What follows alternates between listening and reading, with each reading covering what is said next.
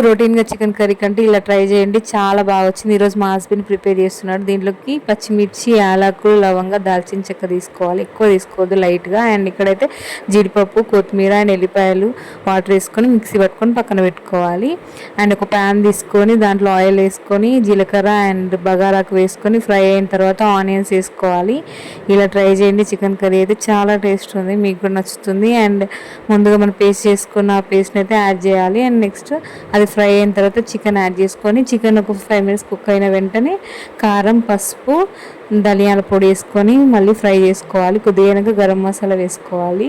And ఇలా fry అయిన తర్వాత అల్లం వెల్లుల్లి పేస్ట్ వేసుకొని మరొకసారి ఫ్రై చేసుకోవాలి. అండ్ నెక్స్ట్ మనం ముందుగా ఒక బౌల్లో మిక్సీ పట్టాం కదా, దాంట్లో వాటర్ యాడ్ చేసుకొని ఇందులో యాడ్ చేసుకోవాలి.